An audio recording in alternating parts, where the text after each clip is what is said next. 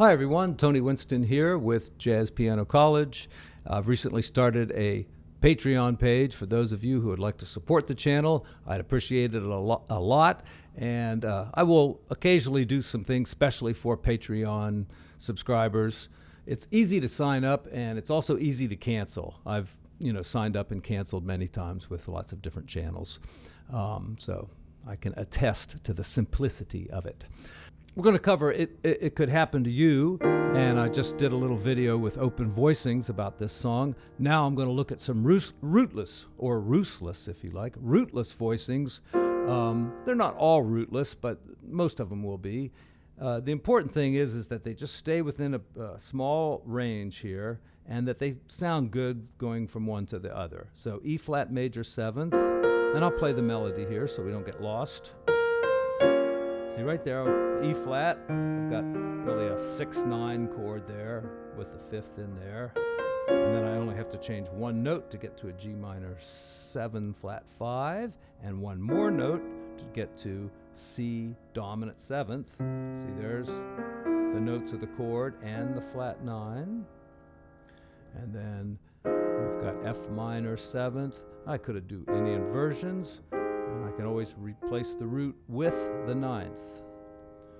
And then we've got A minor 7 flat 5. This is a good way to do it, but another way is with one of these box voicings. And if you don't know what a box voicing is, I don't blame you, because nobody calls them that except for me. Maybe a few other people, but basically what box voicings are, they're rootless voicings, but they function in so many different ways. Like this could be A minor 7 flat 5. It could be F dominant 7th with a 13. It could be B 7th with some altered tensions. It could be C minor 6-9. There's other stuff it could be, but that's why we call it a box voicing, because if you stick it in a box and analyze it, well, that's where the name comes from. Okay, so where was I? I was on A minor 7 flat 5. And then, like I say, I think this B chord is wrong. So let's go with a D chord, D7. And this is another box voicing. And it has lots of tension in it. And then we're right back to E flat major 7th. And then A flat major 7th. I just like a nice root position chord there. You can put the 9 in there if you like. Now we got G minor 7 flat 5 again.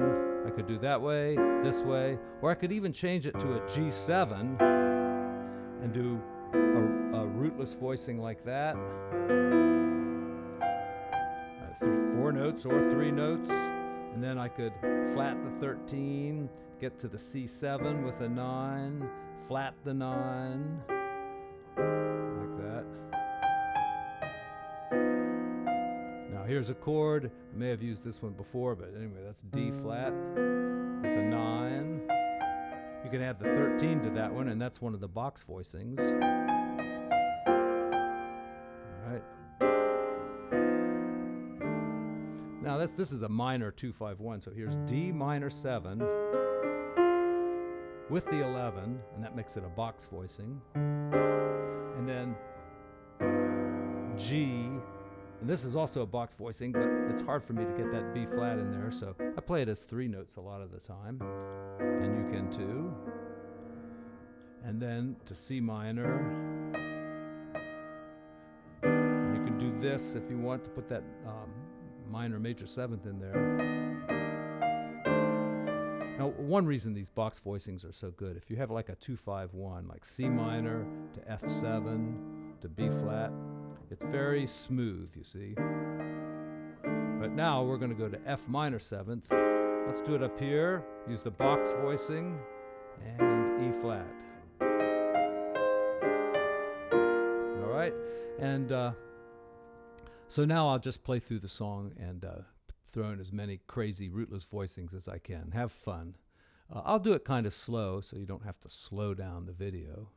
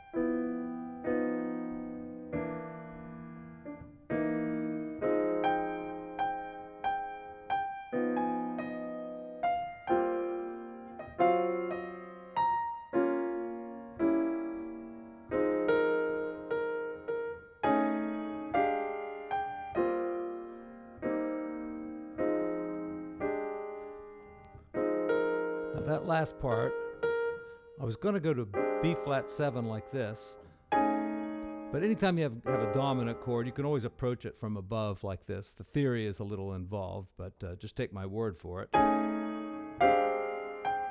Especially when it fits the melody as well as it does there. Okay, so that's some rootless voicings for you. Have fun with them, and it usually, if you use those rootless voicings, it makes whatever you play with your right hand sound better. Thanks a bunch for watching, and hit the subscribe button and send me a comment.